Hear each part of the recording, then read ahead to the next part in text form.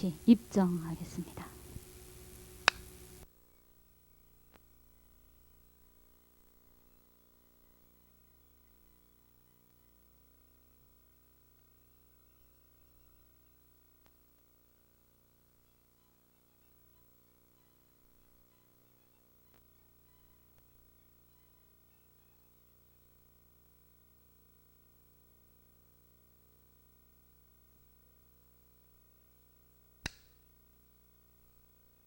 설명기도 올리겠습니다. 법신불 사은이시여 감사합나이다. 우주 변화는 무상하여 태풍이 핥히고 가는 상현들을 뒤로한 채 언제 그랬던가 싶을 정도로 하늘은 높고 청명하기만 합니다. 바야흐로 수확기에 다다란 농작물은 알랄이 그 속살을 살찌워가고 농민들의 일손은 바빠지고 있나이다.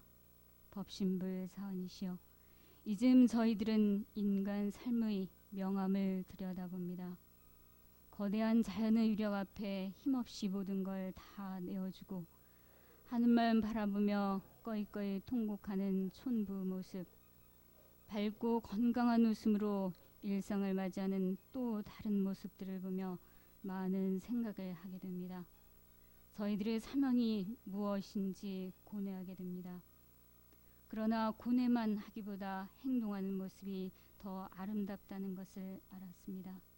법신불 사은이시여 이 자리는 삶의 모습을 미학의 관점에서는 어떻게 보는지 소개받고자 마련한 시간입니다. 1년의 시간들이 저희들의 서원과 별개의 것이 아님을 자각하게 하시어 준비하는 교역자, 준비된 교역자로 거듭나게 하시옵소서. 일심으로 배움나이다. 오늘 말씀을 해주신 강사님 소개해드리겠습니다. 저기 앉아 계신 박기세 교도님이신데요. 파리 7대학에서 영화미학으로 박사 학위를 취득하셨습니다. 취득하셔서 국내에 나오신 지 얼마 안 되어서 지금 따로 근무하시는 곳은 없으시고 지금 서울교구 도남교당 교도님으로 교당에 잘 나가고 계십니다. 강의 받들겠습니다. 칠판 좀 준비 좀 해주세요.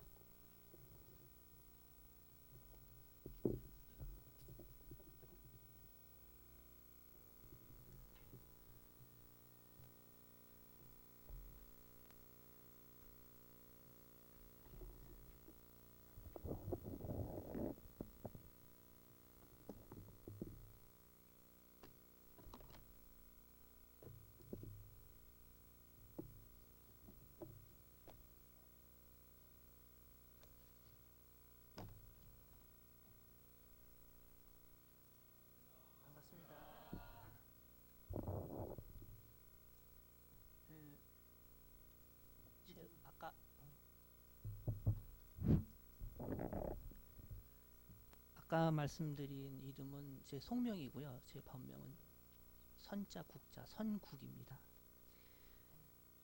제가 오늘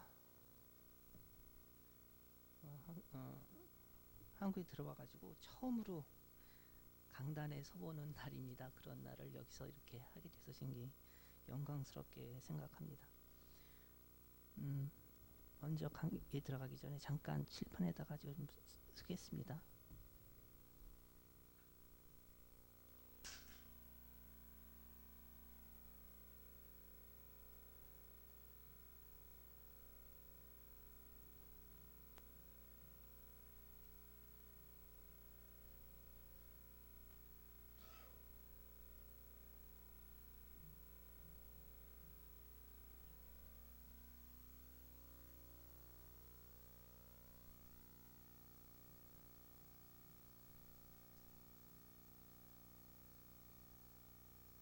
조그맣게 썼습니까? 처음이다 보니까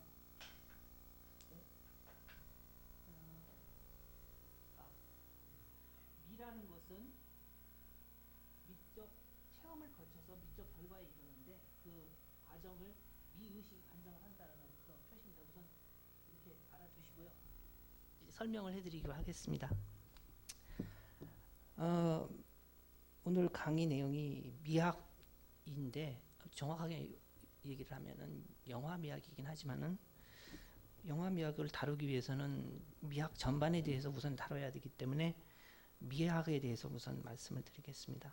그래서 그럼 미학은 무엇을 다루는 학문이냐? 바로 미라는 것을 다루는 학문이죠. 근데 미라는 것은 우리들이 갖고 있는 어떤 감각, 다시 말씀드려서 육감이 되겠죠.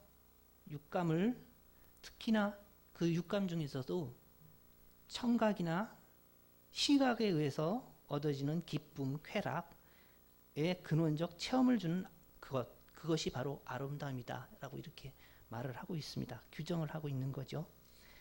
그 미라는 것은 조화나 균형에 의해서 이루어질 수 있다라고 과거 시대, 그러니까 뭐라고 해야 될까? 플라톤이나 아리스토텔레스 같은 사람들이 그 미를 처음 연구했을 때 그런 식으로 이제 생각을 했었어요.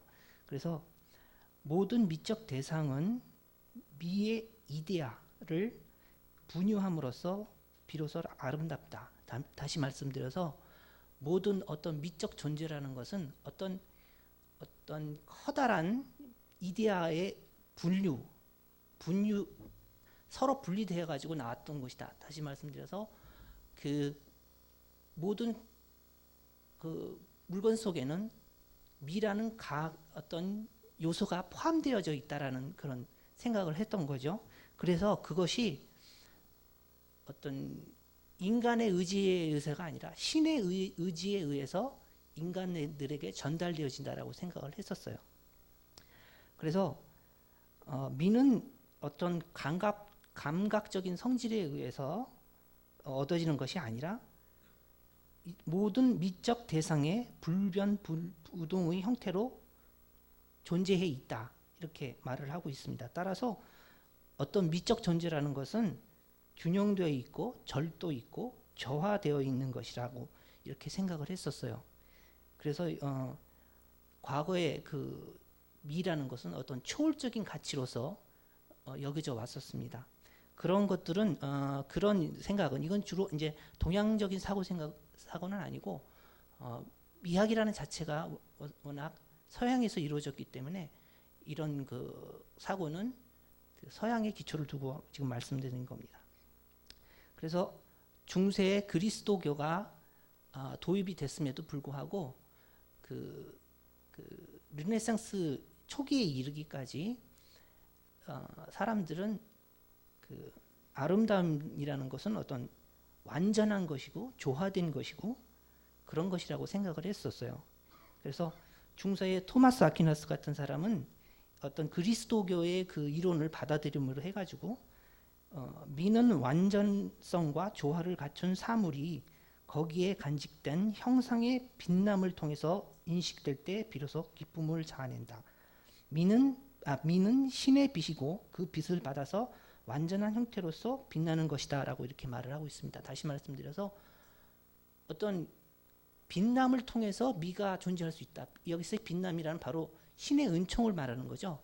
신의 은총이 없다고 한다면은 그 완전하고 조화된 것도 미는 아니라는 거죠. 그것이 어둠에 가려져 있을 때는 그거는 더 이상 미가 아니라고 이렇게 얘기를 하고 있습니다.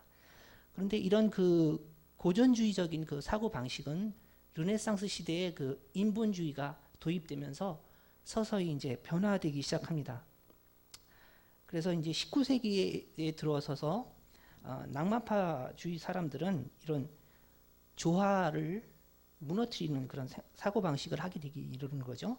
그래서 미라는 것은 내면적 부조화 속에서 감정의 충일과 자아의 열광에 의해서 새로운 예술미가 창조된다라고 그렇게 생각을 했습니다. 다시 말해서 미라는 것은 어떤 기존에 우리들이 볼 수 있는 그 안에 충만되어 있는 것이 아니라 어떤 그것을 인간이 받아들임으로 해서 그 내면적인 어떤 활동에 의해서 표현되어지는 것이다라고 이렇게 얘기를 하게 되는 거죠.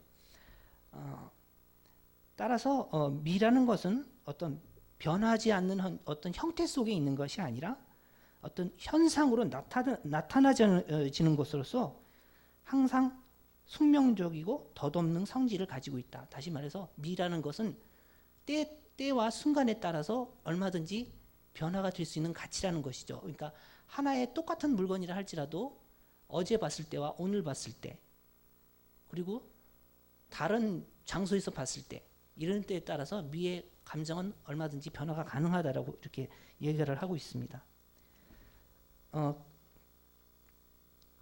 19세기 말에 이르러서는 모든 예술가들이 미라는 것은 이미 일정한 규범에 입각한 영원 부동의 원리가 아니라 그것은 오히려 관능의 도취를 가져오는 생명의 연소이며 찰나적인 감각의 충족감에 지나지 않는다라고 이렇게 생각을 했었습니다. 만약에 근데 그러니까 두 가지 견해가 과거에는 그렇게 흘렀고 지금 현재로는 그런 이제 미라는 것은 인간 한 사람 한 사람에 의해서 받아들여짐으로 해서 변화되는 것이라고 얘기를 했을 때, 그러면 어떤 미라는 것이 어떤 난조 속에 있는 변화의 물에 불과하다라고 생각을 하면 아주 큰 오산이라 할 수가 있겠죠. 그러니까 이건 하나의 사조일 뿐이지 저희들이 받아들여야 할 거는 과거의 미의 사조와 현재의 미의 사조를 모두 하나로 받아들여서 하나로 융합하는 그런 것이 필요하다라고 이렇게 생각을 합니다. 그리고 과거에 있어서는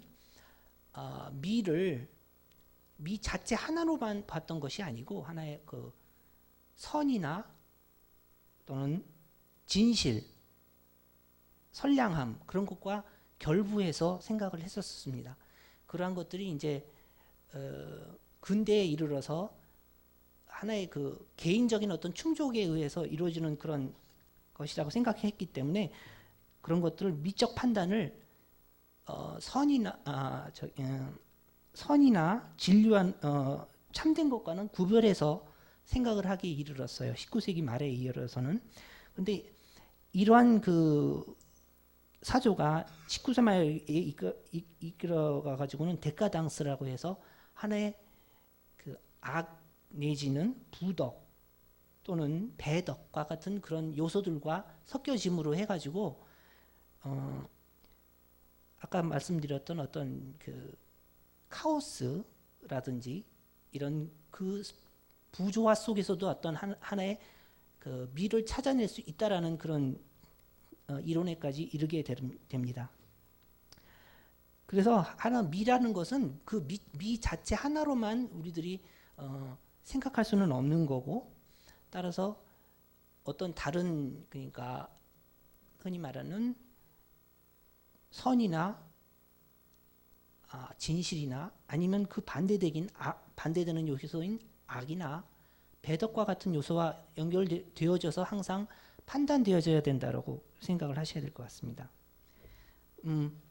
그래서 지금 미에 대해서 지금 설명을 드렸는데요. 그러면 잠시 이제 미를 의식케 하는 것, 그것이 바로 미의식입니다. 근데 처음 아리스토텔레스나 플라톤의 시대 때에는 미학이란 말은 존재하지 않았어요. 그때 당시의 표현은 예술학이다, 뭐 이런 식의 표현이었고요. 미학이라는 표현이 처음 도입됐던 거는 근대에 들어와서 바움가르텐이라는 사람에 의해서, 독일의 바움가르텐에 의해서 처음 시도가 됐는데요. 근대에 들어와서 제가 말씀드렸듯이 미라는 것은 어떤 감성적인 인식에 의해서 얻어지는 것이라고 말씀드렸죠. 그래서 바움가르텐은 미학이라는 것은 감성적 인식의 학이다. 그런 인식을 연구하는 학문이 바로 미학이라고 이렇게 정의를 내렸습니다. 그래서 우리가 어떤 예술 작품이나 자연 같은 거를 느낄 때에 우리의 의식은 사물에 대한 이해관계 또는 도덕적 판단으로부터 독립되어 극히 자유로운 상태에서 어떤 감각을 얻게 된다라고 이렇게 얘기를 하고 있어요. 그래서 그 말은 무슨 말씀이냐면은 어떤 우리가 그 자연물을 대하거나 어떤 추상적인 것도 관계가 없습니다. 추상적인 것이든 구상적인 것이든 어떤 것을 대할 때 그 대함에 있어서 자기의 어떤 의지가 포함된 것이 아닌 수동적이고 관조적인 태도에서, 다시 말씀드려서 무아의 경지의 상태에 이르러서야만이 어떤 미를 감지해낼 수 있다라고 그렇게 생각을 했었습니다. 다시 말씀드려서 미라는 것은 어떤 판단에 의해서 이루어지는 것이 아니라 어떤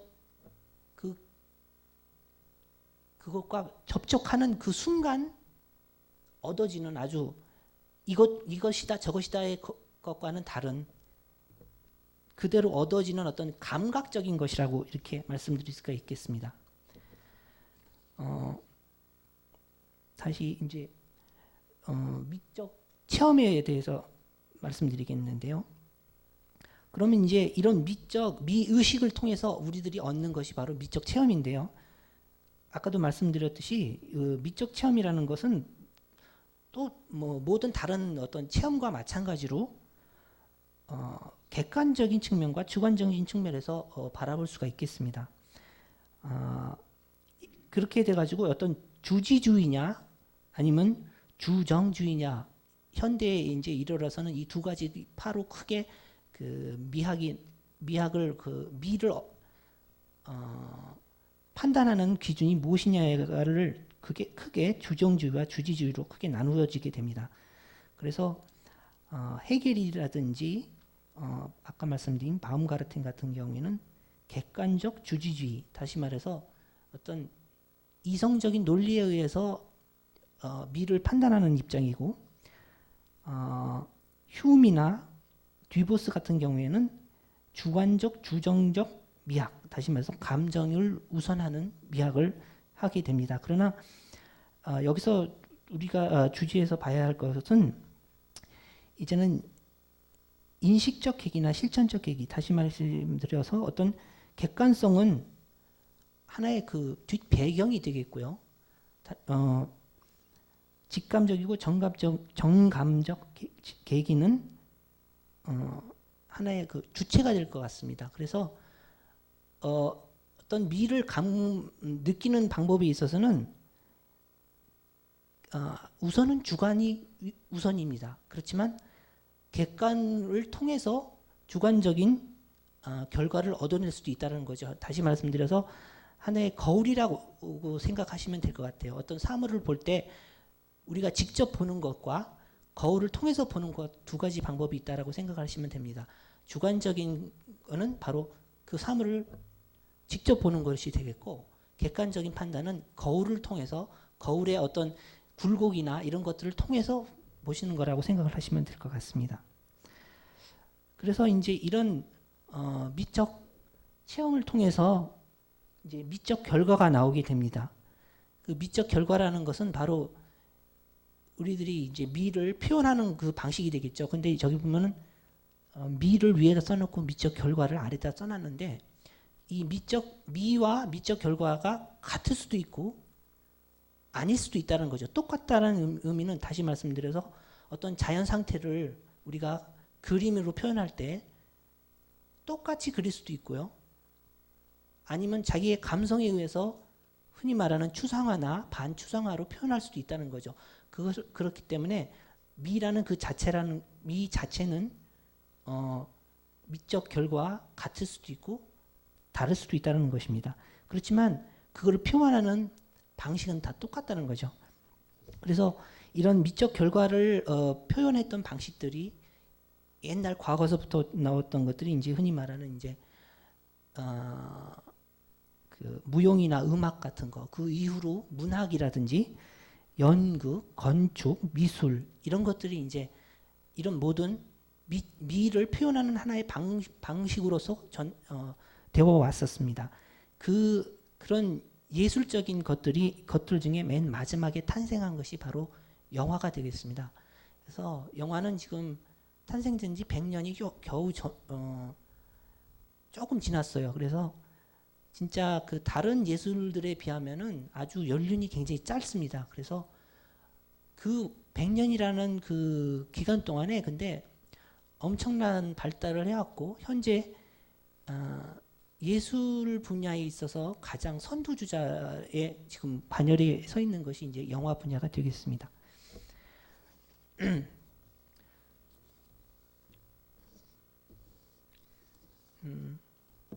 미 어느 정도 미에 대해서 이해를 하셨는지 잘 모르겠어요. 굉장히 좀 어렵죠. 예. 그래서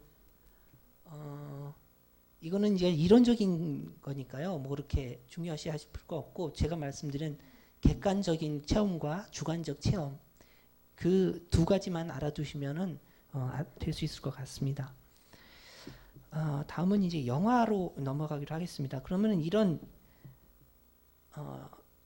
미를 표현하는 하나의 방식 중에 하나가 이제 영화라고 말씀드렸는데, 그럼 영화라는 것은 대체 무엇인가? 영화라는 것을 한번 제가 사진에서 찾아봤어요.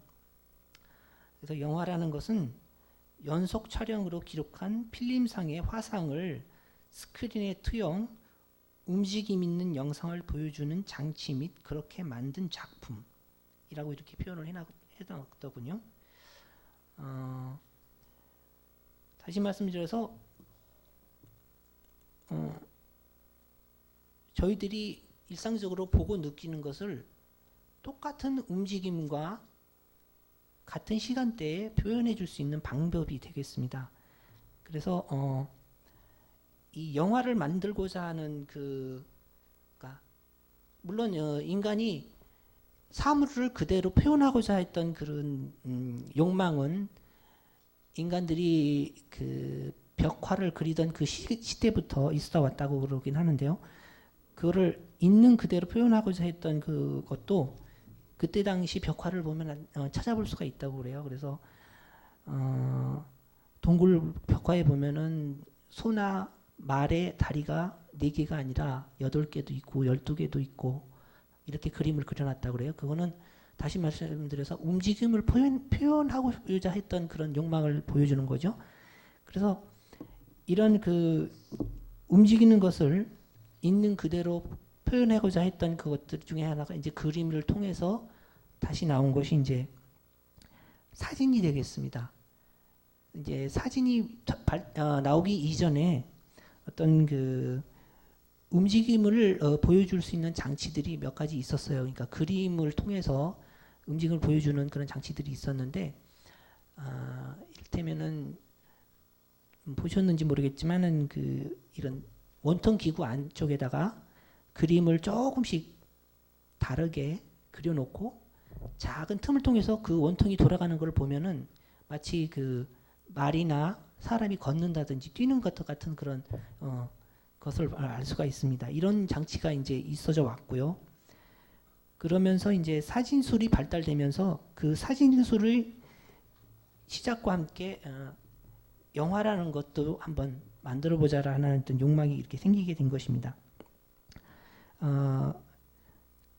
1823년에 프랑스의 다게르라는 사람이 처음으로 사진술을 발명을 했고요.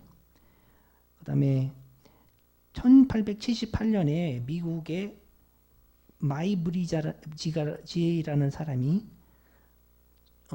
말들이 뛰어가는 모습을 연속으로 촬영을 해가지고 시도를 해본 적이 있었습니다. 그래서 그러다가 미국의 이스트만이라는 사람이 처음으로 롤 테이프 필름을 만들게 됐어요. 다시 요즘 많이 보는 그런 사진 필름이죠. 그 필름이 만들어짐으로 시작해서 연속적으로 사진을 계속 찍을 수 있는 방법이 만들어진 거죠. 그렇게 해서 프랑스의 류미에르 형제가 처음으로 시네마토그라프라는 이름으로, 그것이 현재 이제 시네마라고 불려지는 그 명칭이 되겠습니다. 시네마토그라프라는 이름으로 해가지고 촬영기와 영사기를 만들면서 첫 영화 촬영과 영사가 1895년에 이루어지게 됩니다. 그리고 그 1년 후에 에디슨이 똑같은 방식으로 해서 영화 촬영을 시작하게 되죠.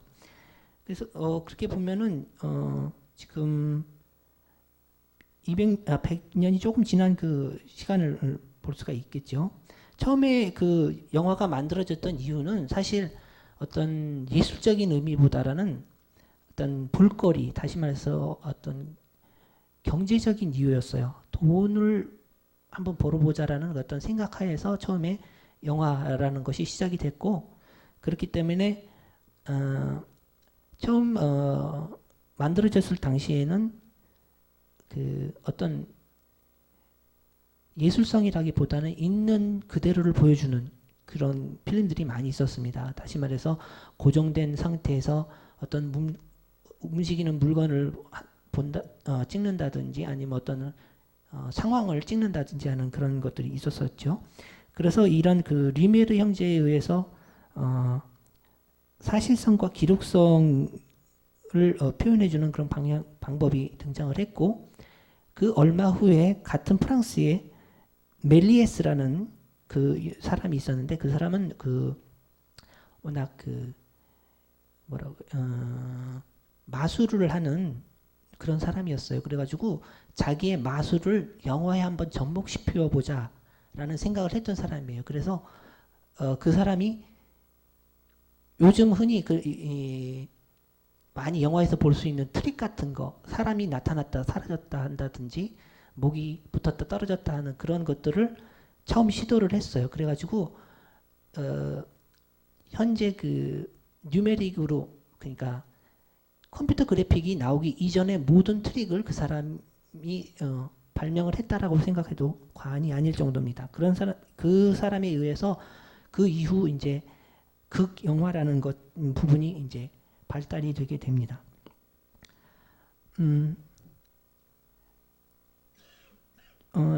말씀드렸듯이 처음 그 영화라는 것이 돈벌이를 위해서 시작이 됐기 때문에 처음에는 주로 연극에 그때 당시에 가장 인기가 있었던 엔터테인먼트로, 그러니까 볼거리로 가장 인기가 있었던 연극을 그대로 촬영을 해서 극장에서 보여주는 것으로 시작을 했었습니다. 그러니까 연극의 영향을 굉장히 처음에는 많이 받아왔다는 거죠. 유럽 쪽에서는 그랬던 반면에 미국 쪽은 유럽에 비해서 연극의 영향이 그렇게 대단히 많지는 않았었어요. 그렇기 때문에 미국은 굉장히 독자적으로 영화 그 자체로서의 어떤 발전을 해올 수가 있었습니다.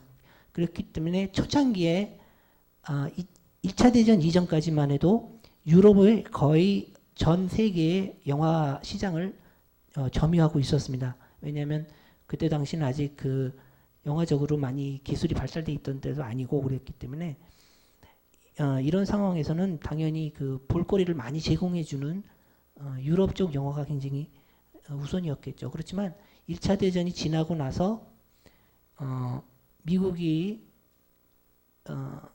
유럽 전쟁에 참여를 하면서 그 미국의 새로운 영화가 유럽에 역수입이 되기 시작했어요. 그게 이제 흔히 많이 들으셨는지 모르겠지만 그리피스의 국민 탄생이라든지 인톨러런스 같은 아주 유명한 영화들입니다. 그 당시에는 유럽 쪽에서는 전혀 그런 방식의 영화를 찍지 않았었기 때문에 거기는 아주 대단히 큰 충격적인 일이었고, 그에 반해서 이제 유럽에서 또 다른 이제 사조가 나타나게 되는데요. 그건 좀 이따가 말씀드리기로 하고,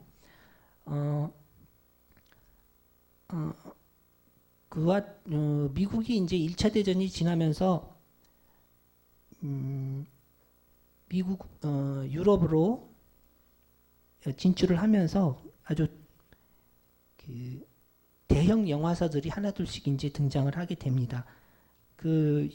지금까지도 이제 존재하는 그런 대형 영화사들이 그때 당시 이제 만들어지기 시작했고요.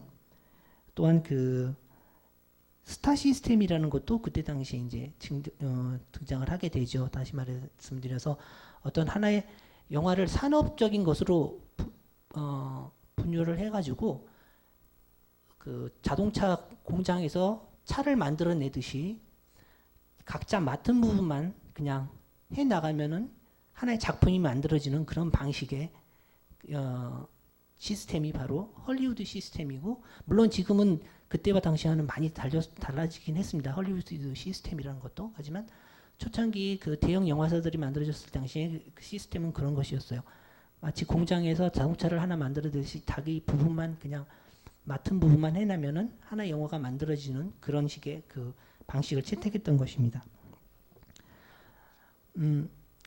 아까 말씀드렸는데 그 미국의 이런 어떤 그런 시스템에 반해가지고 유럽에서 들고 나왔던 것이 뭐냐면은 프랑스의 루이 딜릭이라는 사람이 낸 포토제니 사상과 그리고 소련의 몽타즈 이론입니다. 그러니까 다시 말씀드려서 포토제니 이론이라는 건 뭐냐면은 영화의 한 화면 하나를 하나의 그림으로 가정을 해서 그런 그림들의 연속이라고 생각을 했던 것이죠. 그래서 그런 어떤 그림의 연속이 이루어짐으로 해가지고 어떤 미적 감각을 느낄 수 있다라고 생각을 했던 것입니다. 이런 것들을 또 이어받아가지고 거기에 이제 이런 그 연속적인 화면이 어떤 리듬을 가져야 된다라고 생각했던 그 분도 있었지만 하여튼 그 이런 포토제니 사상을 연구해가지고 만들어진 것이 이제 소련의 아주 유명한 몽타즈 이론, 현재까지도 굉장히 아주 강력한 힘을 발휘하고 있습니다. 몽타즈 이론. 다시 말해서 몽타즈라는 말은 또 이제 불어에서 나온 거긴 합니다만은 조립한다라는 의미입니다. 물론 처음에 제가 말씀드렸듯이 처음 초창기 영화는 하나의 그 카메라를 고정시켜 놓고 그 고정된 화면 안에서 일어나는 것들만을 촬영을 했었어요. 물론 그 이후에 차 위나 이런 것에 올려놓고 촬영을 했기도 했지만은 중요한 거는 어떤 스토리 전개에 있어서 그 화면 하나 안에서 모든 것들이 이루어졌던 그런 거에 반해서 몽타즈 이론은 서로 전혀 다른 상황 속에 있는 것들을 조합해서 하나의 미적 감각을 만들어내자라는 그런 이론이 되겠습니다. 그래서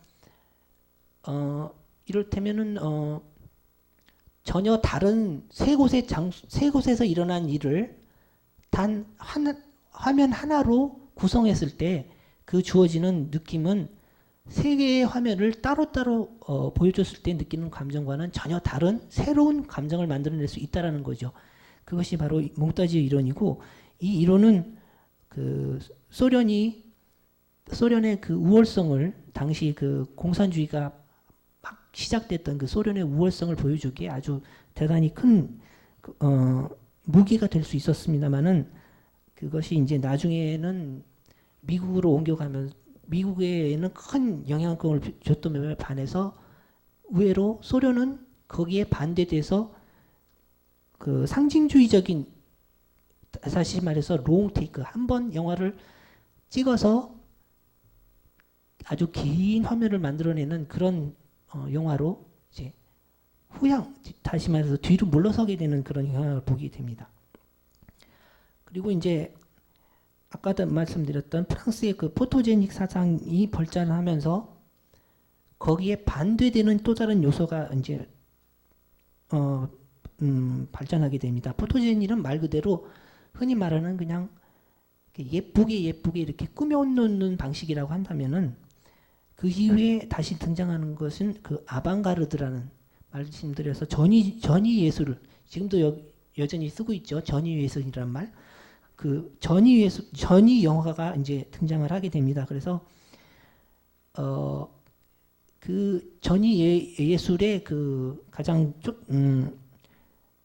첨예가 되는 것이 이제 추상적이고 초현실적인 영화들입니다. 전혀 스토리 전개가 안 된다든지 그냥 화면만 봐가지고는 전혀 이해를 할 수 없는, 다시 말씀드려서 추상화를 마치 여러 개 겹쳐놓은 듯한 그런 영화들이 이제 등장을 하게 되죠. 그리고 거기에서 더 가가지고 이번에는 화면에 인물이나 배경이 전혀 없는 기하학적 도형이나 선의 움직임 같은 것을 도입하는 그런 아방가르드 영화도 등장을 하게 됩니다. 그것은 순수 예술 차원에서 이제 주로 영화인들이라기보다는 화가들이라든지 이런 쪽의 사람들이 주도를 했던 그런 것입니다. 이렇게 되면서 이제 무성영화 시대의 그 20년대 중반쯤에 되면서 무성영화 시대가 이제 최고점에 달하게 되고요. 1927년에 이제 드디어 이제 발성 영화가 만들어지면서 의외로 그 미적 표현법은 소리라는 그 매개체에 의해서 후퇴를 하게 돼요. 다시 말씀드려서 소리가 없던 시대 때 보여주려고 했던, 소리가 없었기 때문에 굉장히 그 미적인 것을 화면으로 표현을 하고자 했던 것들이 갈수록 소리라는 것이 등장하면서 설명이 가능해지면서 그런 것들이 점점 퇴보하게 되는 그런 상황에 이르게 됩니다. 그러면서 또 등장한 것이 바로 작가주의라는 것이 드디어 이제 1930년대에 들어와서 이제 등장을 하게 됩니다. 다시 말해서 영화라는 것은 단 어떤 공장에서 만들어지는 제품처럼 따로따로 되는 것이 아니라 소설가가 한 편의 소설을 쓰듯이 어떤 한 사람의 주도하에 의해 가지고 만들어지는 하나의 예술품이라는 그런 의식이 이제 유럽에서 시작이 됩니다. 그것이 이제 미국으로까지 이제 넘어가게 미국에 영향을 주면서 우리가 알고 있는 존 포드 감독이라든지 윌리엄 와일러 감독 같은 그런 감독의 이제 영향을 굉장히 크게 미치게 되고, 또 영국 출신의 오선 웰스, 아주 영화사에 있어서 아주 중요한 인물입니다. 그 사람이 만든 시티즌 케인, 시민 케인이라는 영화에서는 처음으로 그 이전의 영화들이 대부분 평면적인 느낌을 주었던 데 반해서 공간의 이미지까지도 화면으로 잡을 수 있는 그런 단계까지 이르게 됩니다. 여기까지 이제 말씀드려봤는데 이때 이것이 이제 거의 어떻게 말씀드려보면은 영화 예술사에 있어서의 전반적인 그 발전이라고 말씀드려야 될 것 같아요. 그 이후의 발전은 다른 매개체들과의 그 어떤 연합에 의해서 이루어졌던 것이고, 어떤 기술적인 발전이나 이런 것들의 토대는 이미 유성영화 초창기 시대 때 이미 다 이루어졌고, 그것을 좀 더 발전시킨 것에 불과하다라고 이렇게 말씀드릴 수가 있겠습니다.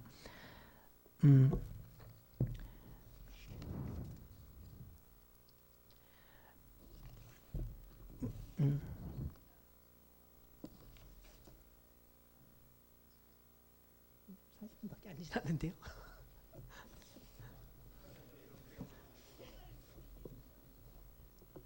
예, 그러면 예, 잠시 쉬겠습니다.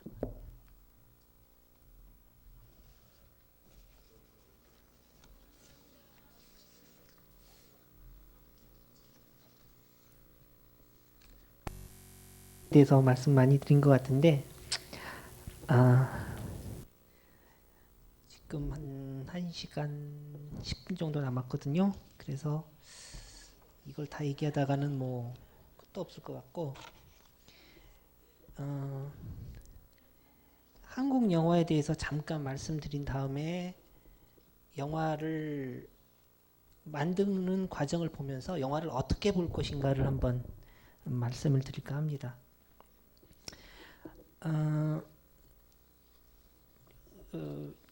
처음 우리나라에 그 영화가 도입된 것은 일제시대 때였어요. 그래가지고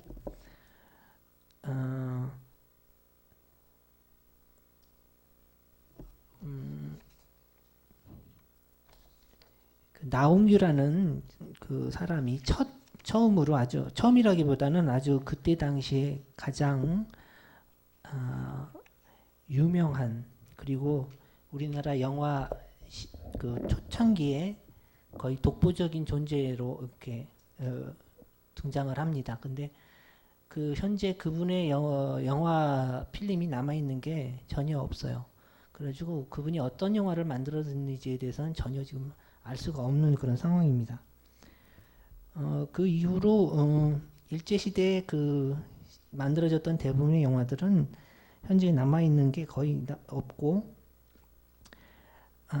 해방이 되면서 이제 1945년 그러니까 5년 전까지 그 굉장히 그 어려운 시절이었어요. 그 물론 그 의혹은 굉장히 많았음에도 불구하고 그 어떤 그 기자재라든지 그런 것들이 굉장히 없었기 때문에 저희들로서는 거의 영화다운 영화를 만들지 못했던 그런 시기이기도 합니다. 그렇지만 해방 6.25 전쟁이 지나는 그 시기를 해가지고 4.19, 5.16이 되던 그 시기까지 그러니까 60년대가 되겠죠. 60년대는 바로 우리나라 한국 영화의 그 전성시대라고 말씀드릴 수가 있겠습니다. 혹자들은 얘기하기를 60년대 만들어진 이후로 우리나라 한국 영화는 전혀 발전을 못했다라고 그렇게 말씀을 드리고 있어요. 그 대표적인 그 작품인 바로 그 오발탄이라는 영화인데 물론 소설로도 굉장히 유명하긴 합니다만은 이 오발탄이라는 영화 한편으로 어떻게 보면은 우리나라 영화가 한 단계 내지는 두 단계 이상 그렇게 발전을 했다라고 사람들이 얘기를 합니다. 저도 딱 한 번밖에 못 해봤기 때문에 정확하게 그 저기를 모르겠지만은 하여튼 많은 분들이 그렇게 말씀들을 하고 계세요. 그리고 60년대 이후 이제 70년대까지는 뭐라 그럴까 영화법에 의해 가지고 굉장히 주제라든지 모든 것에 있어서 굉장히 제재를 많이 받던 시대이긴 합니다만은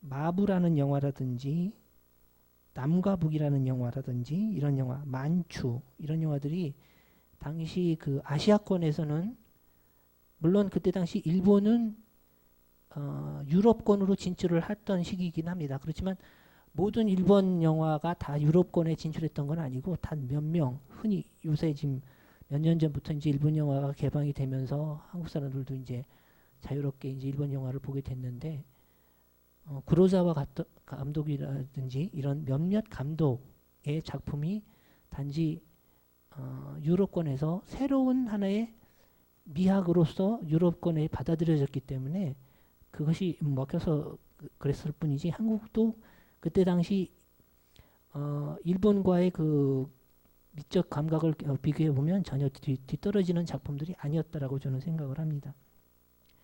그래서 이제 70년대에 들어오면서 이제 저는 그 정부적인 어떤 그런 입장에서 하나의 영화를 사람들을 계도하는 하나의 방법으로 많이 썼어요. 흔히 말하는 이제 반공 영화라든지 아니면 그 위의 주제는 굉장히 그 권성징악적인 그런 것들을 많이 영화들을 영화법에 걸어서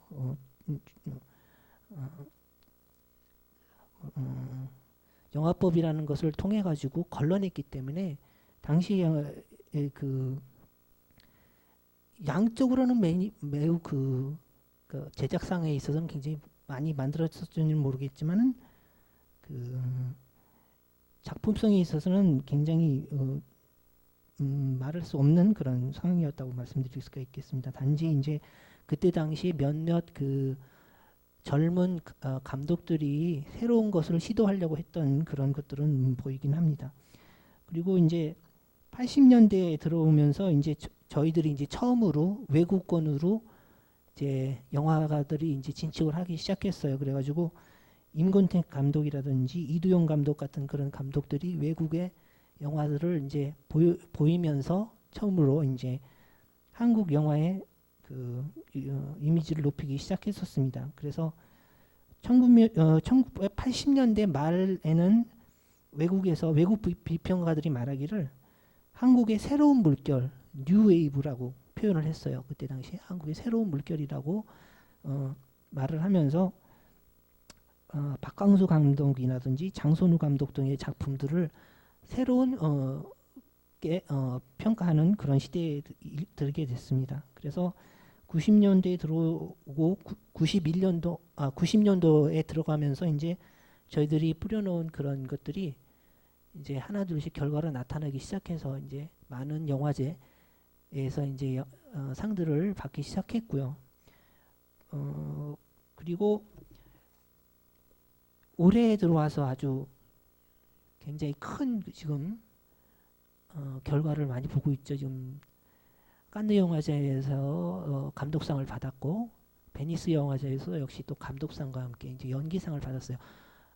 지금까지의 결과 중에서는 가장 뛰어난 결과를 지금 받고 있습니다. 물론 그 몇 년 한 5년 정도 사이에 지금 한국 젊은 감독들이 외국에서 굉장히 새로운 이미지로 많이 등장을 했고 그것들이 이제 하나둘씩 새로운 그 평가를 받고 있습니다. 그러므로 봐서 한국 영화가 이제 그 외국 비평가들의 눈에는 물론 새로운 것으로 보일 수 있겠지만 저희들이 한국이 있기 때문에 그런 것을 잘 몰라요. 그러니까 어떤 영화계에 무슨 변화가 있고 어떻게 변해왔는지를 잘 모르는 거는 저희들이 그 안에 그냥 묻혀 있기 때문에 한국 영화가 어떻게 변화했다는 것을 잘 모르기 때문에 그런 것이 있지만 외국 사람들의 입장에서 보면은 10년 전에 한국 영화를 봤을 때와 몇 년 후에 한국 영화를 봤을 때 분명히 엄청난 차이를 많이 발견할 수가 있습니다. 제가 프랑스로 간 게 11년이 됐었어요. 지금 돌아온 게 11년 만에 온 건데요.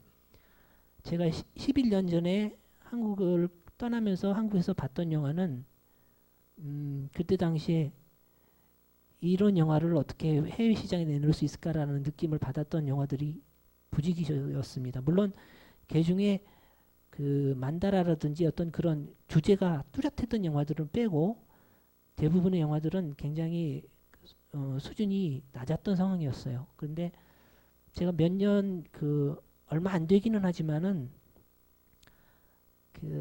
거의 1년에 한두 편 정도는 한국 영화들을 그래도 계속 접해서 왔었거든요. 그런데 그 시기가 지나면서 계속 한국 영화가 장족의 발전을 한다라는 걸 느낄 수가 있었어요. 그 외국 영화와 비교해도 전혀 어떤 기술적인 면에서나 아니면은 그 주제적인 면에서나 어떤 표현 방식이 있어서나 모든 면에 있어서 전혀 이제 뒤지지 않는 그런 영화가 되어가고 있다라는 느낌을 받기 시작했었습니다.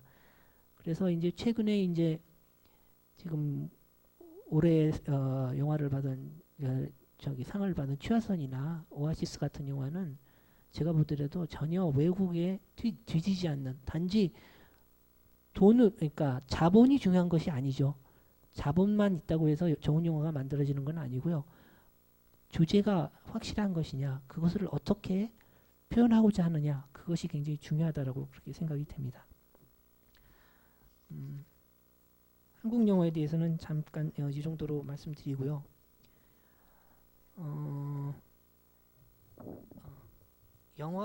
영화가 어떻게 만들어지는가, 그러면서 영화를 어떻게 볼 것인가를 한번 말씀드리고자 합니다. 다들 알다시피 영화라는 거는 어떤 과학적인 기제가 필요해요. 다시 말씀해서 카메라가 있어야만 영화가 만들어집니다. 그래서 그 카메라라는 것은 영화에 있어서는 아주 절대 불가결의 요소입니다. 카메라가 없어서는 영화가 이루어질 수가 없죠. 그렇기 때문에 그 카메라의 발전에 따라서 영화도 발전을 해왔어요. 초창기 처음 카메라가 만들어졌을 때 당시는 그 사람의 손으로 카메라를 돌려서 촬영을 했고 또 상영을 했어요. 그래서 그 옛날 과거 영화를 보고 있으면은 이렇게 속도 잘 모르시겠지만 굉장히 빨리 돌아간다는 느낌이 있어요. 왜냐하면 그때 당시의 속도와 지금 속도가 다르기 때문에. 그래서 이제 그 지금 현재로는 이제 초당 24커트, 다시 말씀드려서 초당 24개의 화면이 지나가면서 화면을 만들어냅니다. 그것이 이제 일종의 잔상 현상을 만들어냄으로 해서 움직임을 만들어내는 것이요. 그래서 이제 영화는 그 처음부터 끝까지 영화 제작자에 의해서 이루어지는 겁니다. 다시 말씀드려서 영화 제작자가 어떤 사고 방식을 갖고 있느냐에 따라서 그 영화의 어떤 형태라든지 장르가 결정이 되는 거죠. 다시 말씀드려서 영화 제작자가 돈만 생각하고 돈 벌 목적으로 영화를 만든다고 한다면 그 영화는 100% 상업 영화가 탄생을 하게 되는 겁니다. 그래서 흔히 말하는 이제 액션물이라든지 이런 류의 영화를 이제 만들게 되는 거죠. 거기에 반해서 어떤 그 영화 제작자가 어떤 그 예술적인 의식을 가지고 한번 해야겠다라는 그런 생각이 있는 사람이라면 거기에 따라서 예술적인 영화가 나올 수가 있는 거죠. 그래서 그 영화 제작자에 의해서 감독이나 시나리오 라이터, 다시 말해서 시나리오 작가, 그 다음에 배우까지도 모두 이 제작자에 의해서 이제 이루어지는 거죠. 따라서 그 어떤 영화 제작사냐에 따라서 우리들이 영화를 골라볼 수가 있는 거예요. 그리고 또 아까도 말씀드렸다시피 영화 제작사가 그 영화 회사의 성격을 결정지어 주는 거기 때문에 그것을 통해서 우리들이 어느 정도 내가 찾고자 하는 영화를 찾아서 볼 수가 있겠습니다. 그리고 영화를 만들어내는 4개의 커다란 요소는 시나리오와 연출과 카메라와 편집이 되겠습니다. 다시 말씀드려서 이 4개의 요소가 하나를 이루어서 한 편의 영화를 만들어내는 겁니다. 그래서 누가 시나리오를 썼는가, 어떤 사람의 시나리오를 썼는가, 아니면 어떤 작품의 이를테면 어떤 소설이나 이런 것을 각색을 해서 영화를 만들었을 경우에 누가 각색을 했는가, 그것을 보는 것도 굉장히 중요하고요. 또 연출 말씀드려서 감독입니다. 누가 감독을 했는가에 따라서 우리들이 영화를 찾아서 볼 수가 있는 겁니다. 물론 작가주의가 위선이라고 할 수 있겠지만 대부분의 영화들은 우선은 자본이 위주의 시작이 되는 거기 때문에 때에 따라서는 자기의 마음에 들지 않는 작품을 만들어낼 수도 있어요. 얼마 전에 그 예로서 그 신드러 리스트를 만들었던 스필버그 감독 같은 경우에 보면은 초창기에는 굉장히 상업적인 영화를 많이 만들었습니다. 물론 지금도 상업적인 영화를 많이 만들지만 그 와중에서 한두 편 예술성이 뛰어난 작품들을 볼 수가 있어요. 그거는 하나의 자기의 고집이었던 거로 기억이 됩니다만은 자기의 어떤 것을 보여주기 위해서 자기가 비록 상업적인 영화를 만들지만 내가 해보고 싶다라는 어떤 의지에 의해서 한두 편의 그런 예술성이 뛰어난 영화들을 찾아볼 수 있지만 그래도 여전히 많은 사람들의 입에서는 그는 상업적인 감독이라는 얘기를 아직도 듣고 있죠. 물론 한두 편의 아주 뛰어난 작품이 있긴 하지만 그 다음에 카메라가 촬영이 굉장히 중요한 역할을 하고 있습니다.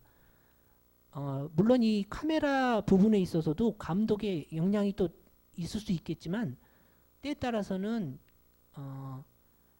그 카메라 감독이 그 전체 연출을 맡고 있는 감독보다도 더 뛰어난 역량을 가진 경우가 종종 있어요. 특히 신인 감독인 경우에는 신인 감독의 영화인 경우 같은 경우에는 대체 누가 촬영을 맡았는지를 보는 것이 굉장히 중요한 역할입니다.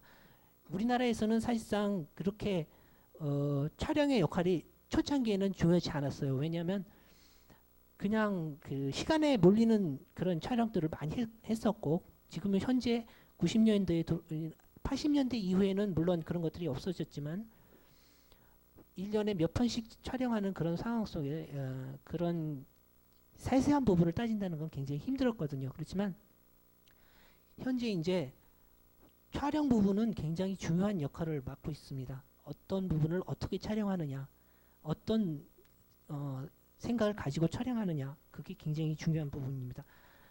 제가 과거의 영화, 한국 영화에서 그 못마땅하게 생각했던 것 중에 하나가, 우리나라 영화에서 보면은 화면이 항상 똑같아요. 어느 영화를 보나, 이 영화를 보나 저 영화를 보나 똑같은 화면이에요. 그거는 촬영을 했다기보다는 그냥 그 카메라 갖다 놓고 그냥 아무 조작 없이 그냥 찍었다라는 얘기밖에 안 되는 거거든요. 그러니까 그거는 이전에는 그 카메라의 중요성을 전혀 중요하지 않게 생각했다라는 얘기가 되겠지만, 현재 영화들을 보면은 전혀 다른 그런 모습들을 볼 수가 있습니다. 카메라를 어떻게 잡느냐에 따라서 우리들의 감정을 지배할 수가 있기 때문이죠. 다시 말해서 만약에 카메라를 위쪽에서 아래쪽으로 잡았을 경우에는, 어떤 대상물을 잡았을 경우에는 그 대상물이 눌려 보이고 작게 보이고 그렇게 보입니다. 그거는 어떤 상황에 따라서 그 사람의 어떤 심리적인 표현을 나타내 줄 수도 있는 거고, 멀리 원경으로 봤을 때와 가까이 앞으로 당겨서 봤을 때와는 전혀 다른 영상을 보여주기 때문에 이 역할은 굉장히 중요하다고 볼 수 있겠습니다. 그리고 네 번째 요소가 이제 편집이 되겠는데요. 아까도 말씀드렸다시피 초창기 소련의 몽타주 이론을 말씀드렸어요. 하나의 그 전혀 다른 세 개의 화면을 하나로 연결시키므로 해가지고 하나 또 다른, 그러니까 쉽게 말하면 정반합의 원리에 의해 가지고 새로운 하나의 결과를 만들어내는 그런 몽타주 이론이 등장하면서 아주 큰 반향을 일으켰는데, 지금에 와서는 이 편집이 굉장히 아주 중요한 부분을 차지하고 있습니다. 물론 40년대 프랑스의 누벨바그 시대 때는 이런 몽타주법을 파괴하는 방식도 쓰기는 했었어요. 전혀, 그러니까 영화에 있어서 중요한 거는 뭐냐면은 그 화면의 연속성이라는 겁니다. 다시 말해서 흔히 이제 영화를 보시다가 가끔 느끼는 게 그런 게 있을 거예요. 뭐 이렇게 이렇게 연속이 얘기가 전개되는 것 같은데 갑자기 중간에 뭐가 붕 뜬 것 같은 느낌 드는 경우 있죠. 특히 외국 영화를 보다가 그 경우는 뭐냐면은 아직도 우리나라에 심사가 있기 때문에 그 화면을 중간에 자른 경우가 있어요. 그러다 보면은 얘기가 가다가 붕 떴다가 다시 연결이 되는 그런 경우입니다. 사실 그 부분이 한번 빠짐으로 해가지고 스토리가 끊어져 버리는 거죠. 이런 경우를 당하는 경우가 있는데, 사실 누벨바그 시대 때의 영화는 그런 거를 의도적으로 시도를 했던 거예요. 어떤 인간의 사고라는 것이 전혀 연속적일 수가 없다라는 것을 표현해주기 위해서 때에 따라서는 일부러 화면을 중간중간을 떼가지고 어떤 갑자기 다른 상황에 떨어진 듯한 그런 것을 표현해주기 위해서 그런 방식도 쓰긴 했습니다만은, 일반 기존 영화에 있어서의 중요한 거는 바로 그 스토리의 연속적으로 얘기가 전개되어져 나가야 한다는 거죠. 그런 것을 표현해주는 그 제일 확실한 방법은 편집이면서 또한 새로운 어떤 느낌을 줄 수 있는 것 또한 또 편집입니다. 그래서 뭐 편집만 해도 수십 가지 종류가 있어요. 뭐 일일이 그런 거를 다 뭐 아실 필요는 없고, 중요한 거는 영화를 보시면서 이 영화가 잘 돼 있는가 안 돼 있는가를 판단할 수 있는, 기술적으로 가장 판단할 수 있는 가장 기초적인 거는 바로 편집입니다. 제가 그 쉴이라는 영화를 그때 프랑스에 있었을 때 봤는데, 당시에 프랑스에서는 그 영화 쉴이라는 영화가 한국에서 최대 관객을 동원한 영화라고 이렇게 하면서 이제 공개를 했었어요. 근데 제가 본 영화 쉴이라는 영화는 기술적인 면에서나 기술적인 면에 있어서는 전혀 외국 영화에 쫓아갈 수 없는 그런 영화였어요. 물론 주제 면에 있어서는 한국 사람들한테 굉장히 중요한 부분이었겠죠. 그렇지만 기술적인 면에 있어서는 전혀 외국 사람들이 보면은 이해할 수 없는 그런 편집이라든지 그런 것들이 굉장히 많이 등장을 하는 영화였어요. 단지 주제 면에 있어서 그 남북이라는 어떤 그런 상황을 표현해 준 그런 거긴 했지만, 그에 반해서 그 몇 년 후에 등장했던 공동경비구역 같은 경우에는 편집 면에 있어서는 어느 외국 영화에 들여놔도 전혀 뒤떨어지지 않는 그런 굉장히 영화였다고 저는 생각을 합니다. 그 전투씬이라든지 이런 면에 있어서는 굉장히 어떤 뛰어난 그런 것을 보여줄 수 있었어요. 그런데 그런 몇 년 사이에 한국의 그런 편집 기술이 발달하는 걸 보고서 아직 우리나라의 가능성을 저는 볼 수가 있었던 겁니다.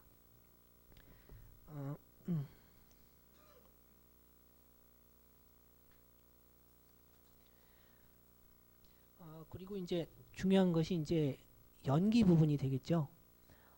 그러니까 대부분 영화를 보러 가실 때 보면은 누가 나오는가 그걸 보고 많이 가시죠. 네.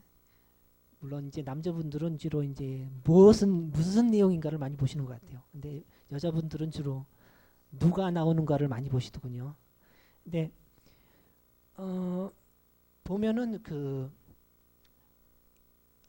과거 초창기의 영화는 무성 영화였기 때문에 굉장히 연극적인 요소가 굉장히 강했습니다. 그래서 몸동작이라든지 이런 게 일반 그 움직임보다는 굉장히 컸던 것이 사실이에요. 그러면서 이제 유성 영화로 나오면서 그런 것들이 점점 많이 사라졌던 데 반해서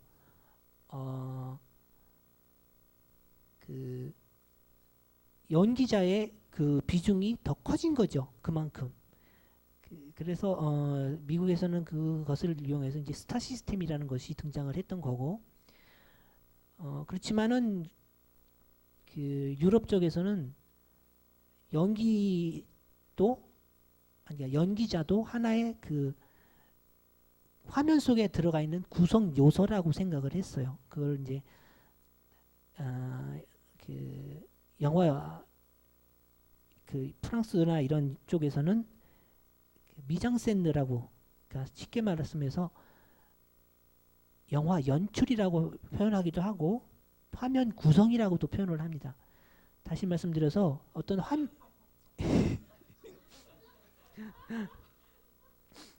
그 하나의 그 화면 속에 구성되어져 있는 요소를 말씀드리는 거예요. 그래서 그 화면 속에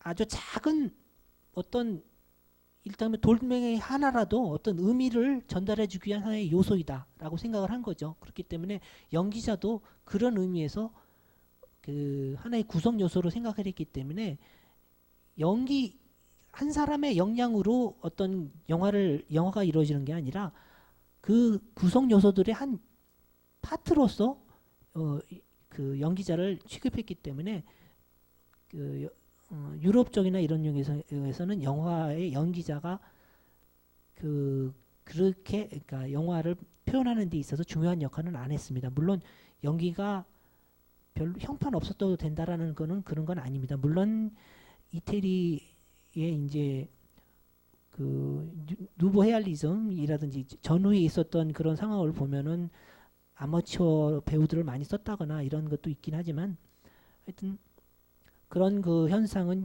지금에까지도 여전히 이어지고 있고요. 미국에서는 여전히 연기자의 역할이 굉장히 크고 큰 요소로 작용을 하고 있습니다. 그리고 이제 영화가 이제 어떻게 만들어지는가 잠깐 그림으로 잠깐 보여드릴게요.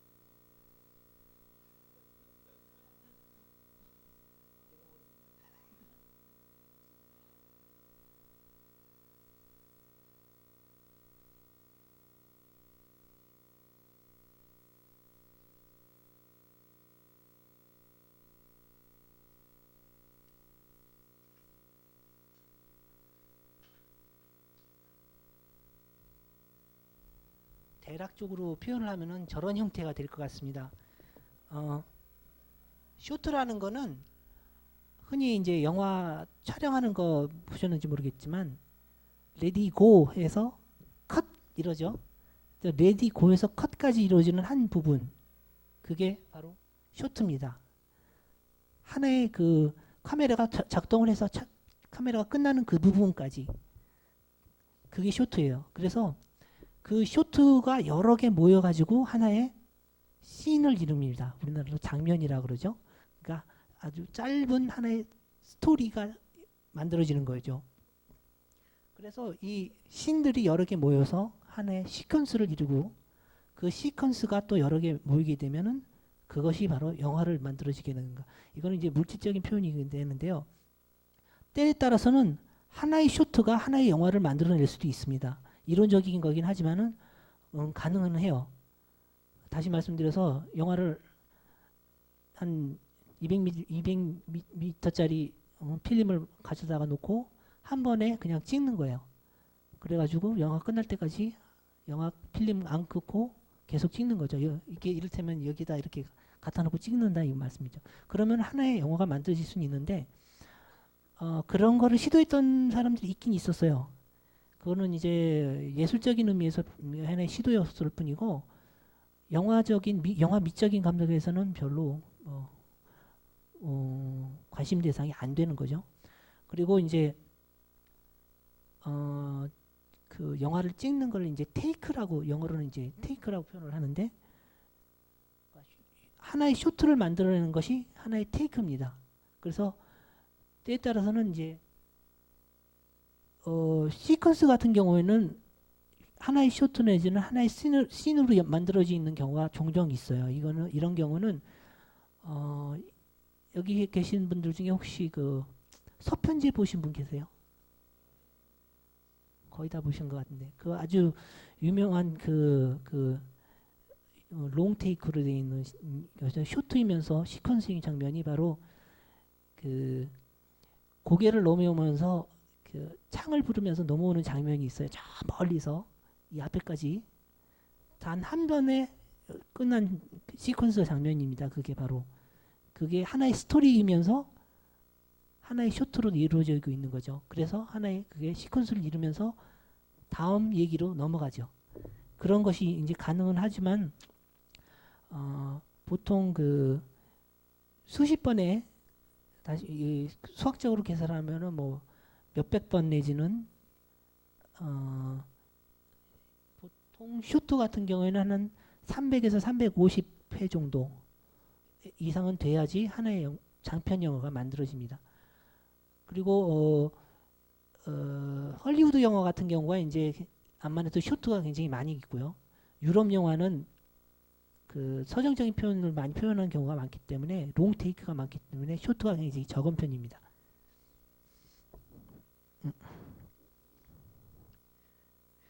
그 다음에 이제 사운드 소리에 대해서 좀 말씀드리겠는데 이제 소리를 녹음하는 방법에는 동시 녹음과 이제 후시 녹음 크게 두 가지로 나눌 수가 있습니다. 그래서 동시 녹음은 초창기, 그러니까 처음 소리가 유성 영화가 만들어졌을 당시에 동시 녹음을 했었어요. 그러다가 그것이 후시 녹음으로 바뀌었다가 다시 이제 동시 녹음 시대로 접어들게 됩니다. 과거에는 사운드의 중요성이 별로 그렇게 중요하지는 않았었어요. 그렇지만 현대로 넘어오면서, 현대라는 것은 70년대 이후를 말씀드립니다. 70년대 이후로 넘어오면서 그 사운드의 중요성이 굉장히 그 미적 의미에서도 굉장히 중요한 부분을 이제 차지하게 됩니다. 그래서 사운드에는 단지 그 음악만을 말씀드리는 게 아니라 모든 그 영화에 나오는 모든 소리를 다 말씀드리는 거예요. 다시 말해서 음향 효과라든지 아니면 주변에 일어나는 그런 소리라든지 이런 것들을 다 포함을 하고 있습니다.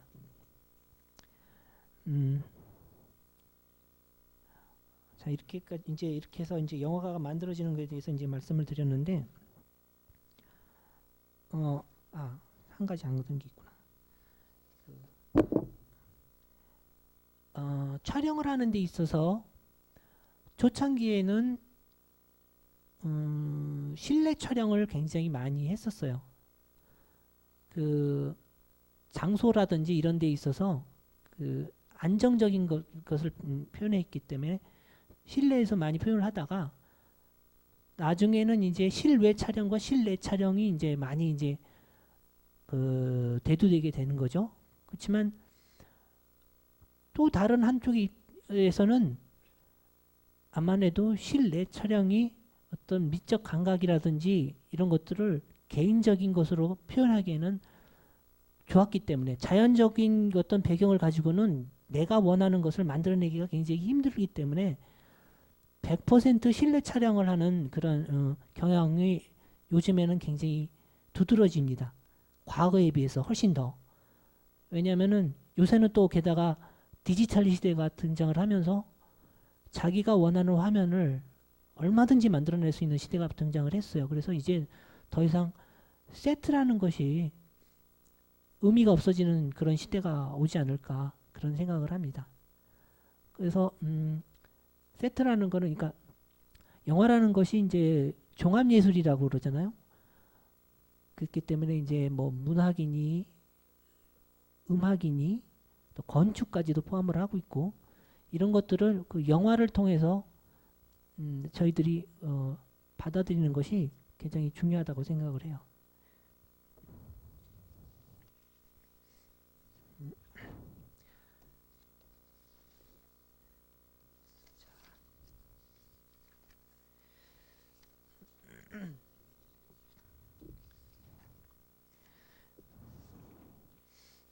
다음으로 영화와 사회성 그리고 영화의 미래에 대해서 잠시 말씀드릴까 합니다.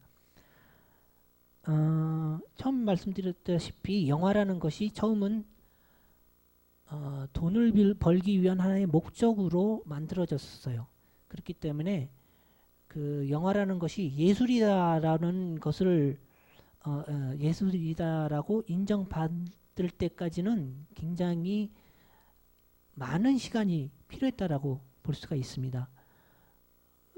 하나의 돈벌이로 시작이 됐기 때문에 그런 것을 어떻게 말하면 정당화하기 위해서는 많은 연구가 필요했고 아직도 물론 그 100년이라는 짧은 역사를 가지고 있기 때문에 연구가 많이 되어져야 되고 앞으로도 굉장히 많이 발전을 하리라고 그렇게 생각을 합니다만은 그런 상황에 있기 때문에 일각에서는 아직도 그 영화라는 거는 돈벌이를 위한 것이지 예술이 아니다라는 그런 지견도 있기는 합니다만은 그러면은 그 어떤 영화가 예술이라든지 그런 것으로 인정받을 수 있는 하나의 그 모색을 할 수 있는 것이 바로 그 사회성이죠. 사회와의 어떤 연결성이라고 이렇게 말씀드릴 수가 있습니다. 물론 처음에 영화가 발전되었던 것도 사실상 그 동서 분쟁에 의해서 처음 영화가 발전이 시작이 됐어요. 다시 말씀드려서 소련에서는 하나의 그 자기들의 우월성을 보여주기 위해서 영화를 국가적으로 지원을 했었습니다. 그에 반해서 또한 미국에서도 거기에 반기를 들어서 메카시 운동이라 같은 어떤 그 정치적인 운동도 있었고 했습니다만은 이런 그 어떤 정치적인 것과 연결을 시켰을 때 영화는 그 예술적인 것을 잃게 돼요. 그러니까 그런 예술성을 잃은 상태에서는 더 이상 영화의 발전이 있을 수가 없습니다. 물론 사회를 떠나서는 영화가 존재할 수 없는 건 사실이지만 그 아주 미묘한 그 관계인데요. 사회와 떠나서는 존재할 수 없는 게 영화이지만 사회에 파묻혔을 땐 더 이상 영화는 발전이 될 수가 없는 것도 또한 영화이기도 합니다. 그렇기 때문에 항상 이 두 그 딜레마 속에서 영화는 지금까지 이제 자라왔고요. 저는 제 개인적인 입장에서는 영화란 분명히 돈을 벌기 위해서 만들어지는 겁니다. 돈이 없이는 영화는 절대 만들어질 수가 없어요. 그것이 어떤 개인적인 목적에 의한 거라 하더라도 돈이 없이는 영화는 만들어지지 못해요. 그런 의미에서 본다면 그 두 개의 관계, 다시 말씀해서 예술 영화와 상업 영화를 어떻게 적절하게 서로 연관시켜서 발전시켜 나갈 수 있는가는 그 영화를 판단하는 사람들의 몫이라고 생각을 합니다.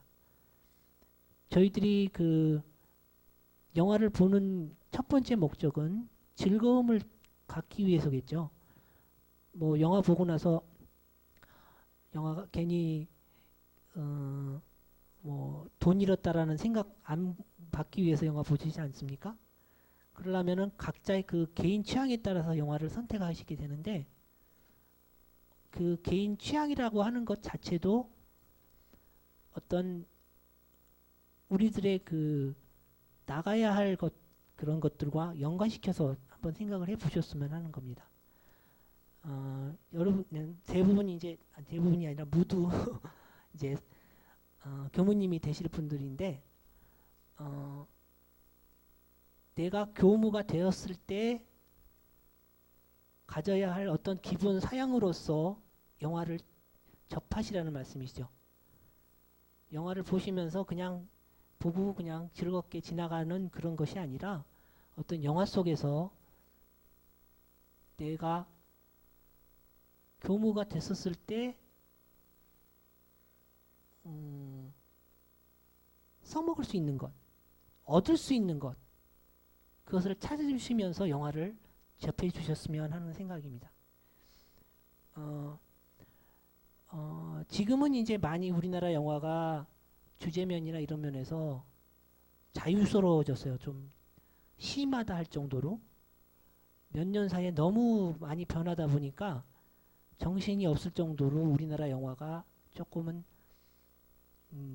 난잡하다 그럴까? 그런 경향이 좀 있습니다. 몇 년 사이에 양쪽으로도 엄청 팽창이 됐고 그러다 보니까 그런 와중에서 몇몇 그 예술성을 지향하는 그런 감독들에 의해서 한국 영화가 지탱이 되고 있는데 그것을 이끌어 주실 수 있는 사람들은 관중이라는 거죠. 영화를 만드는 사람들이 아니라 관중이 그거를 이끌어 주는 겁니다. 유럽의 영화들이 미국의 그런 상업주의 영화에 밀리지 않고 견뎌 나갈 수 있는 거는 관객들이 그런 영화를 원하기 때문에 그런 영화가 만들어지는 거죠. 관객들이 그런 영화를 더 이상 보지 않으면 그런 영화는 사라지게 돼 있습니다. 그렇기 때문에 이제는 뭐 제가 보더라도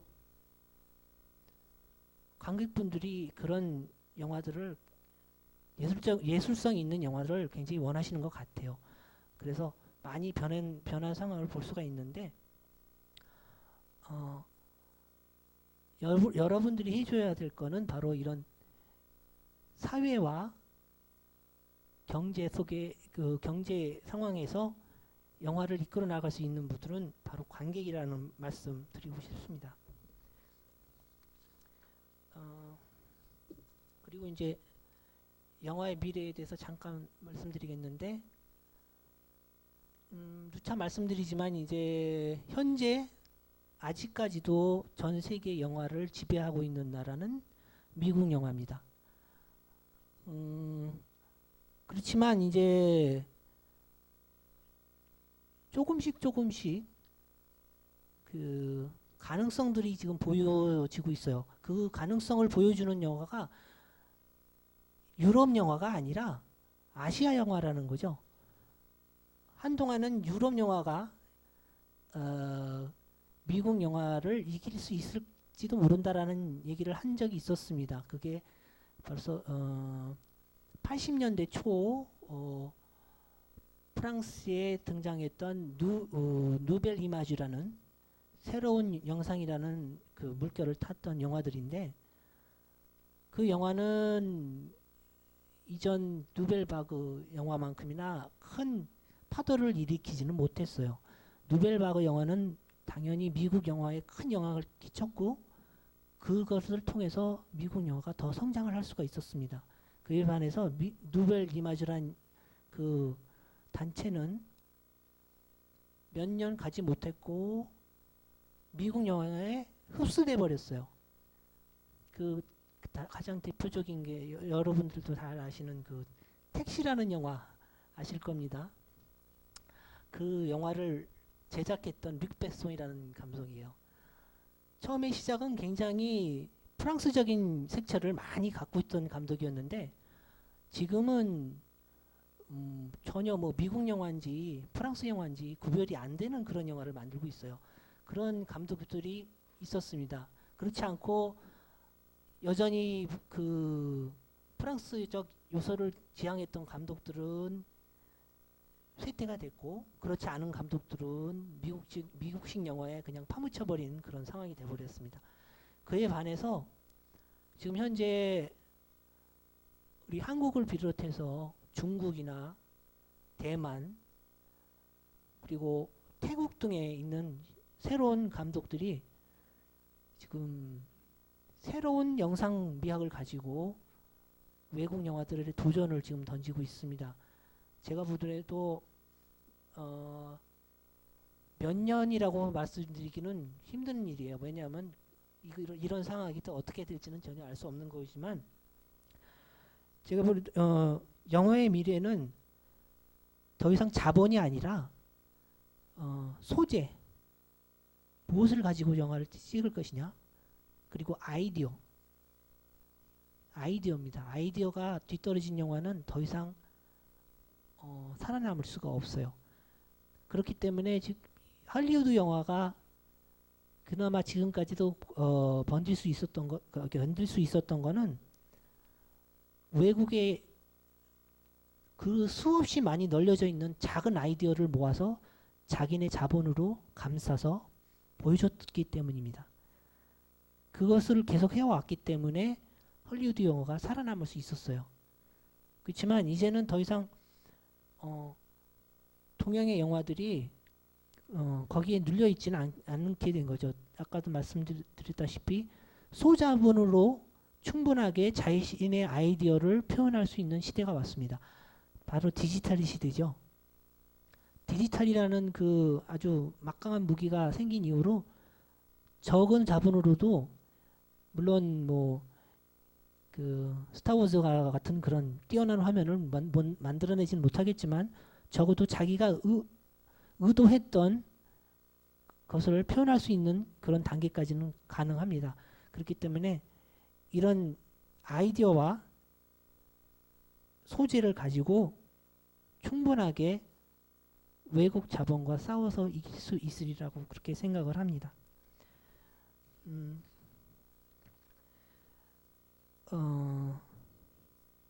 그리고 또 말씀드리겠지만은 이제 점점 그 디지털 시대로 바뀌어가고 있어요.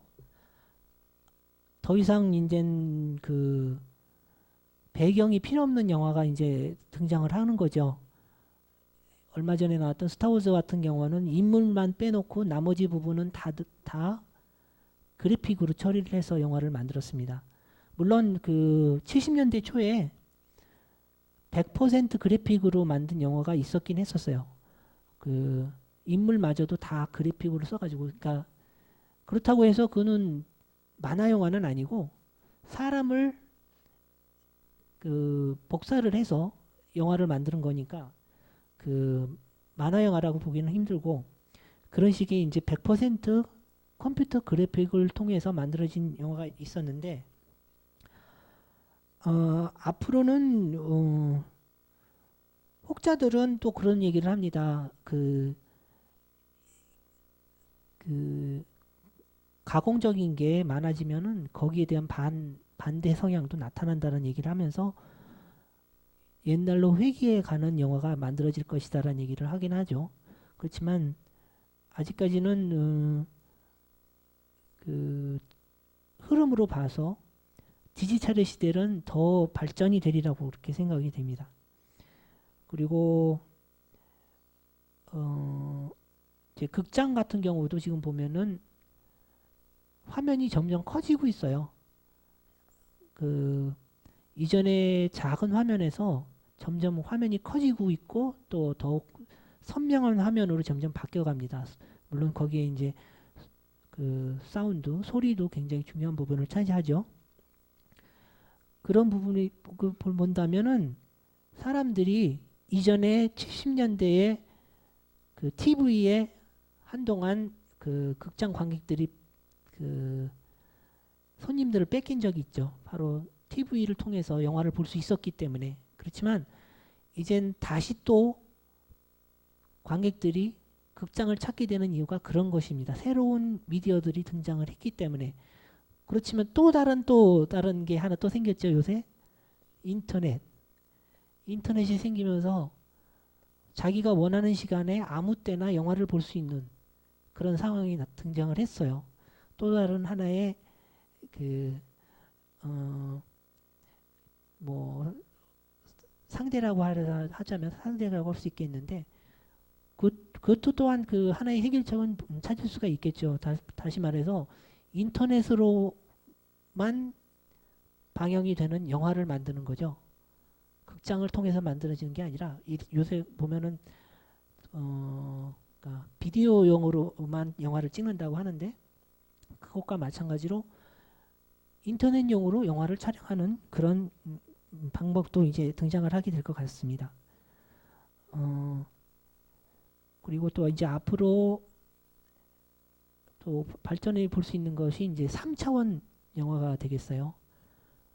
지금까지 이제 수없이 많은 시도가 있었어요.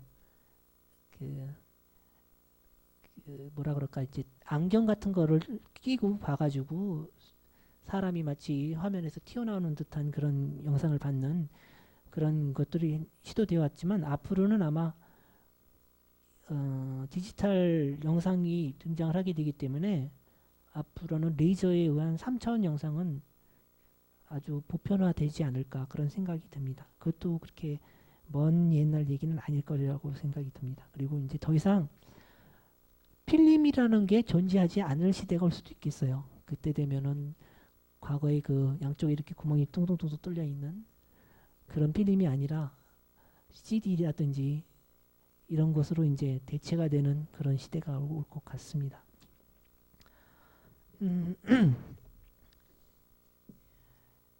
예, 이 정도로 제 얘기는 다 끝났는데요. 아직 시간이 20분이나 남았네.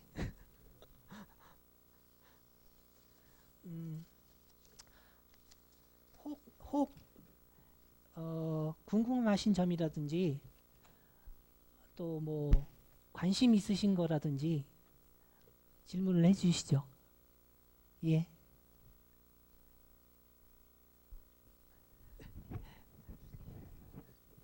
아까 예술 영화는 관객들이 요구에 따라서 만들어질 수 있다고 말씀하셨는데요.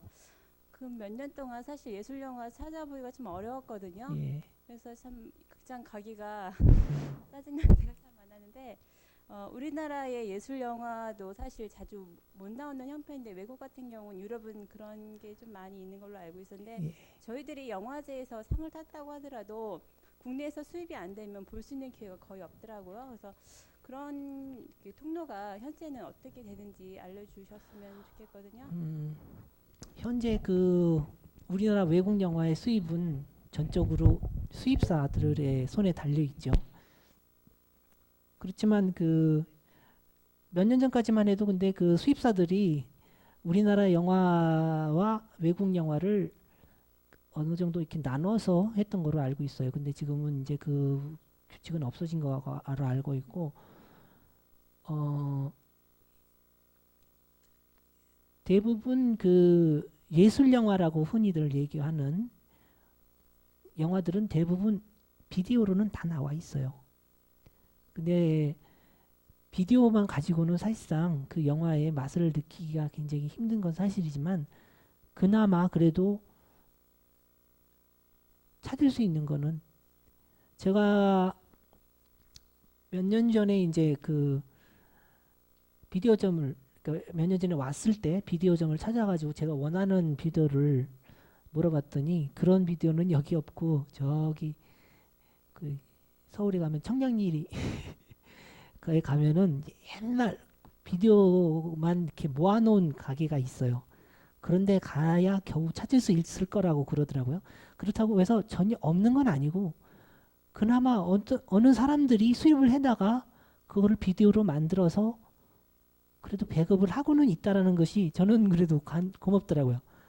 그러니까 전혀 없는 건 아니고, 찾자면 찾을 수는 있는데 단지 이런 보통 대중 비디오 가게는 없다라는 거죠. 그것이 좀 섭섭하긴 하지만 그나마 그래도 수입이 돼서 그런 데에 있다라는 것도 위안이 되는 거죠. 그리고 아직 우리나라가 그 양적인 관객의 팽창에 비해서 극장 수가 너무나 적습니다. 우리 그 뭐라 그럴까, 극장 크기도 그렇고요. 거기에 따른 그런 어떤 시설 투자라든지 이런 거에 있어서는 굉장히 많이 뒤떨어지는 것 같아요. 물론 요새 멀티플렉스라고 그래가지고 극장이 한 극장에 여러 개의 그 저기 그러니까 화면이 있는 그런 데가 있긴 하지만, 아직도 우리나라는 그 영화를 만들고자 하는 사람들이 투자를 좀 덜 하는 것 같다는 느낌을 많이 받습니다. 그래서 예술 영화가 그래도 만들어질 수 있는 거는 그런 작은 극장이라든지 이런 데서 상영되는 영화를 관심 있게 봐주신다면은 언젠가는 예술 영화가 큰 극장에서도 상영될 수 있는 좋은 기회가 될 수 있으리라고 그렇게 생각이 됩니다. 예, 또 다른. 예.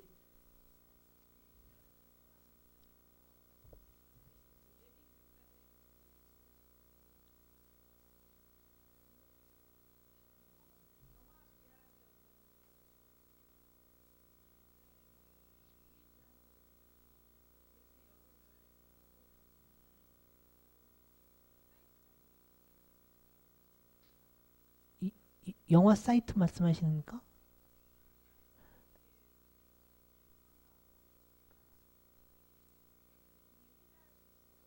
예. 아, 영화 토론이 자유롭게 이루어지는 그런 걸 말씀하시는 거죠? 인터넷을 통해서.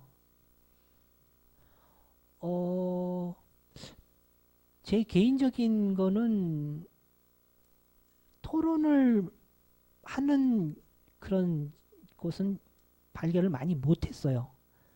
그러니까 그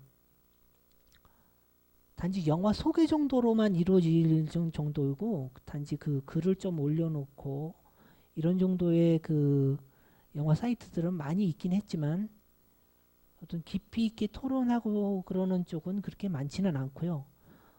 그렇다고 해서 전혀 없는 건 아니고 그래도 몇몇 그 개인 사이트 같은 곳에 보니까 물론 분야별이긴 해요. 그러니까 자기네들이 관심 있어 하는 부분에 대한 어떤 그 거긴 하지만은 그래도 깊이 있게 되어지는 그런 몇몇 사이트는 발견을 했습니다만은 전반적인 어떤 것을 그러니까 물론 대중적인 영화 잡지나 이런 데에도 들어가 보면은 그 독자단이 있어가지고 거기를 통해서 아주 영화에 대한 그 활발한 그런 대화가 오고 가고 있긴 하더라고요. 그러니까 인터넷상에서는 찾으시면은 그렇게 어렵지 않게 찾으실 수는 있으리라고 생각을 합니다. 지금 당장은 저기 머리 떠오르는 건 없고요. 예, 또 예. 예. 아, 영화요.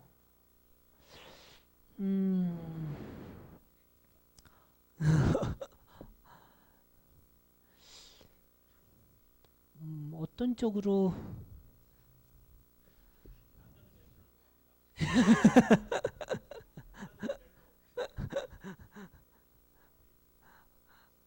굉장히 어려운 질문이신데. 예, 잠깐 생각했다가 말씀드릴게요. 예.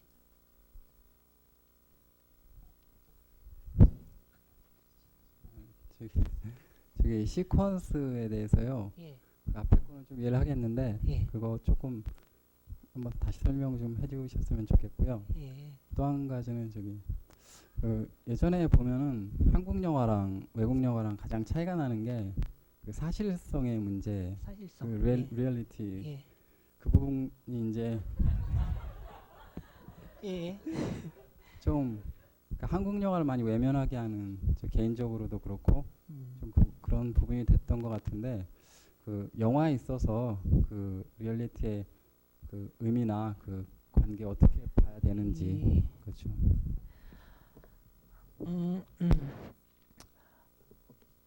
아까 잠깐 말씀드린 이태리의 누보 그러니까 신사실주의 영화 말씀을 드렸는데 사실상 영화에 있어서는 사실이라는 것은 존재하지가 않습니다. 그러니까 사실과 가까운 것, 사실과 비슷한 것을 보여주는 것이지 사실은 아니거든요. 그러니까 다큐멘터리 흔히들 많이 얘기하시죠. 그러니까 기록 필름이라는 거, 기록 필름이라는 것 자체도 사실은 아니고 사실의 일부분일 뿐이죠. 그런데 요즘 그 한국 영화들 제가 아까 잠깐 말씀드렸는데 양적 팽창을 하면서 사실과는 전혀 동떨어지는 그런 내용들을 가지고 영화들을 찍는 그런 내용이 많다고 그렇게 말씀하셨는데 그것을 너무 두려워하실 거는 없을 것 같아요. 중요한 거는 그거를 보면서 내가 보는 것이 사실이 아니라는 것을 주지하시면 되는 거예요. 흔히 영화를 보면서 그것이 사실이라고 생각을 하고 거기에 빠져들다 보면 이게 상황이 벌어지는 거거든요. 그런데 이제 보통 영화에 그냥 그 현실과 동떨어져 있다라고 해서 또는 현실과 안 맞는다고 해서 보통 영화들을 안 보시는 분들이 꽤 있어요. 그러니까 그렇지만 제가 말씀드렸듯이 영화는 리얼리티가 아닙니다. 리얼리티에 가까운 것이고 비슷한 것이고 그런 것이죠. 영화는 환상을 만들어내요. 절대로 그 환상 속에 빠져서는 안 되는 거지만 그 환상을 만들어낸다는 자체는 영화는 리얼리티가 아니라는 거죠. 예, 그리고 여기 시퀀스 예, 뭐 그냥 그대로예요. 하나의 쇼트가 여러 개 모여서 하나의 씬을 만들어냅니다. 이를테면은 어떤 장면을 얘기해 줄 수 있을까? 쉽게 말해서 이제 두 사람이 싸운다고 했을 때 두 사람이 싸우는 장면을 이쪽으로 찍고 저쪽으로 찍고 해가지고 하나의 커트로 찍어서 그 커트를 연결해서 하나의 씬을 만들어냅니다. 이를테면은 주먹이 나간다고 했을 때 여기서 이렇게 나가는 장면과 장면이 이렇게 가서 얼굴에 맞는다고 했을 때 그 나가는 장면을 커트로 나눠서 촬영을 해서 그걸 연결하면은 전체적인 장면은 여기서 이렇게 나가서 얼굴에 맞는 거지만 보는 사람으로 보면은 이쪽에서 보는 화면일 수도 있고 저쪽에서 보는 화면일 수도 있고 또는 때에 따라서 위에서 본 것일 수도 있고 그 세 개의 화면을 하나로 연결을 해서 주먹이 맞는 장면을 하나를 만든다는 거죠. 그게 하나의 씬을 이루는 거고 그런 격투 장면 맞고 서로 하는 장면을 연결해서 하나의 시퀀스를 만드는 거죠. 이를테면 축구 경기라고 할 경우에 축구 경기를 영화 중에 하나의 그 중간에 이제 하나의 그 장면을 하나 설정을 할 수가 있는 거죠. 만약에 어떤 축구에 관련된 영화라고 한다면 축구 경기를 하나 한다. 그러면 축구가 시작이 돼서 끝나는 그 장면을 하나의 시퀀스라고 볼 수가 있는 거죠. 그래서 그 시퀀스를 조각으로 나누면 뭐 중간에 뭐 누가 쓰러져 가지고 뭐 다쳐서 나가는 장면까지 하나의 씬이 만들고 또 그 다음 장면에서 또 무슨 사건이 나가지고 또 하나의 씬이 되고 해서 전체 하나의 축구 경기 전체가 하나의 시퀀스를 이루고요. 그리고 또 다른 시퀀스, 이를테면은 그 경기 외적인 또 다른 내용들이 섞여져서 하나의 축구 영화라는 전체 영화를 만들어내게 되는 거죠. 그러니까 시퀀스는 어느 정도의 그 스토리가 있는 부분이 되겠습니다. 그에 반해서 쇼트나 씬은 스토리가 없을 수가 있어요. 스토리가 없이 그러니까 하나의 그 화면 상황 정도의 설명에 불과할 수가 있다는 거죠. 물론 아까 말씀드린 하나의 쇼트가 하나의 시퀀스를 이루는 그런 경우도 있지만 그런 경우는 좀 특별한 경우를 할 수 있겠고 시퀀스는 전체 스토리 부분에서 중요한 한 부분을 이루는 하나의 스토리를 만들어내는 부분이 시퀀스가 됩니다. 그러니까 시나리오라는 그가 이제 영화 전체를 이끌어가는 한 부분인데 그 시나리오가 처음부터 기승전결이 되는 하나의 그 부분이라고 했을 때 적어도 시퀀스라고 한다면 하나의 그 스토리가 만들어지게 하는 부분이 되겠죠. 그러니까 이를테면은 살인사건 추리 영화라고 했을 때 어떤 살인사건이 나는 중요한 장면이 있으면 그 장면은 하나의 시퀀스를 이루는 거죠.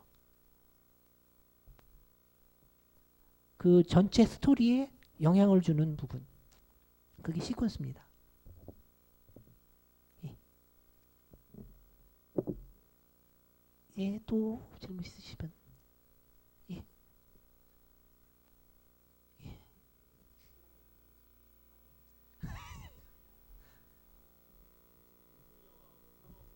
예.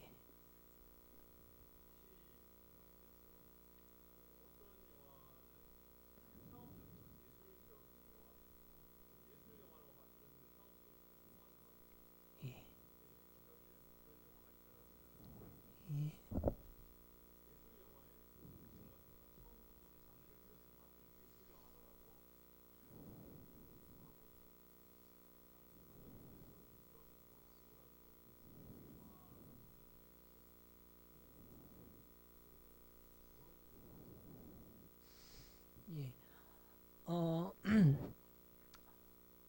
현대에 와서는 사실상 그 예술 영화와 상업 영화를 뚜렷하게 구분할 수 있는 그 기준이 없어졌어요.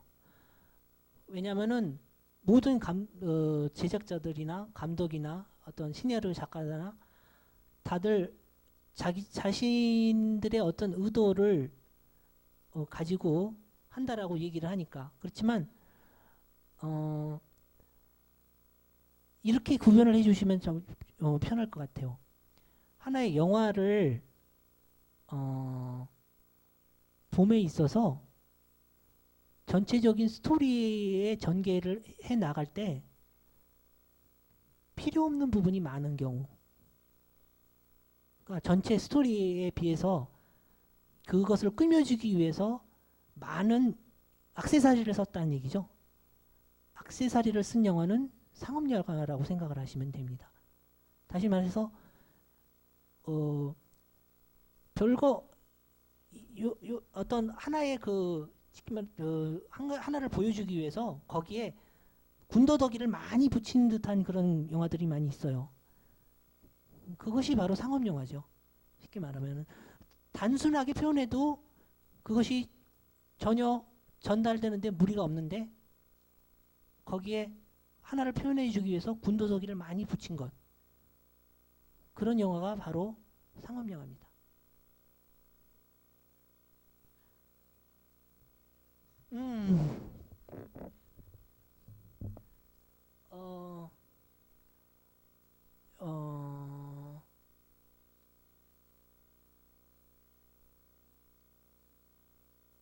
어떻게 말씀을 드려야 되나?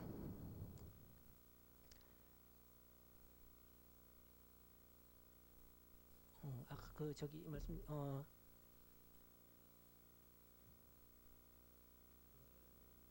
영화를 예로 하나 들어드릴게요.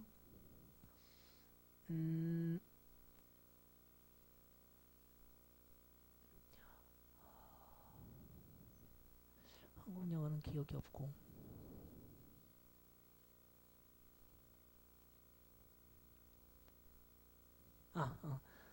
택시라는 영화.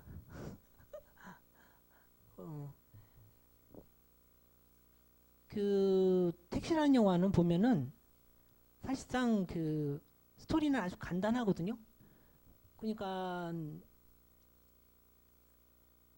어느 경찰서에서 일어나는 사건을 다루고 있는데 그 아주 간단한 부분을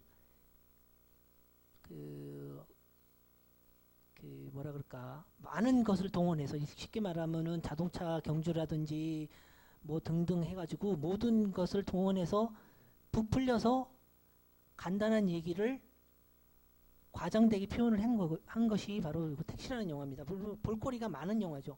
그렇지만 잘 들어가 보면은 거기에 있는 거는 스토리 자체는 아주 간단해요. 아무것도 없어요. 나중에 들여다 보면은.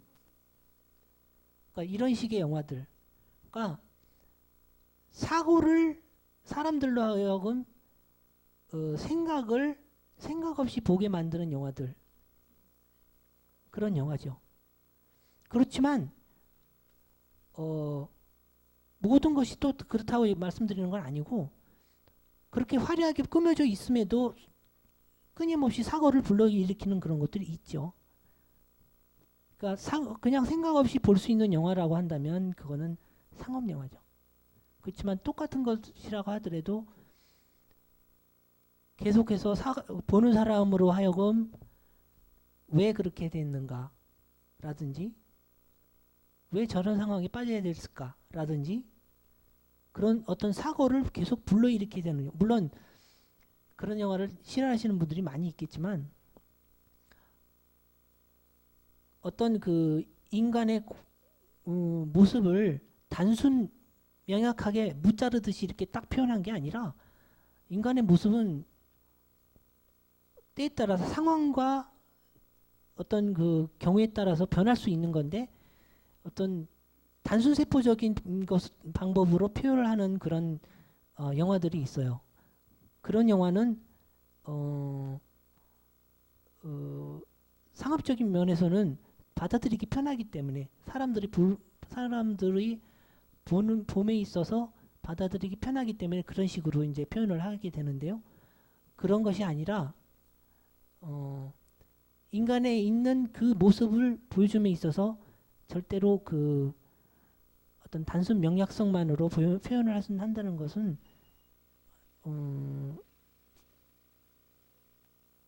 너무 뭐라고 해야 되나 단순한 표현법이거든요. 그런 영화들이 이제 상업 영화라고 볼 수 있겠죠. 패트리어트라는 영화 보셨어요 혹시?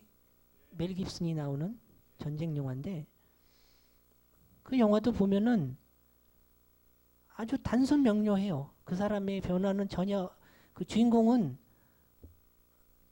단 한 가지 외에는 생각이 없어요. 뭐 거기에서는 어떤 그 갈등이라든지 이런 것들을 찾아볼 수가 없거든요.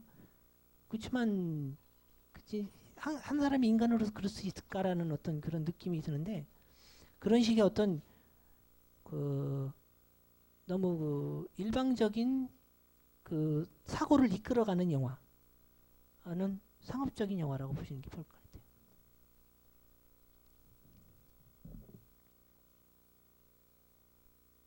예.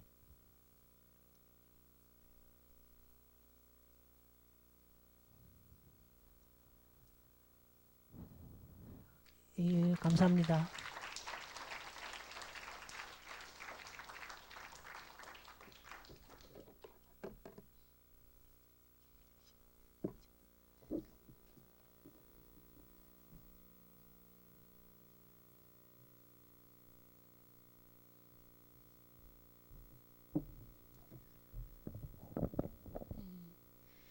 저희들이 접하기 어렵고 또 다분히 전문적인 장르였습니다.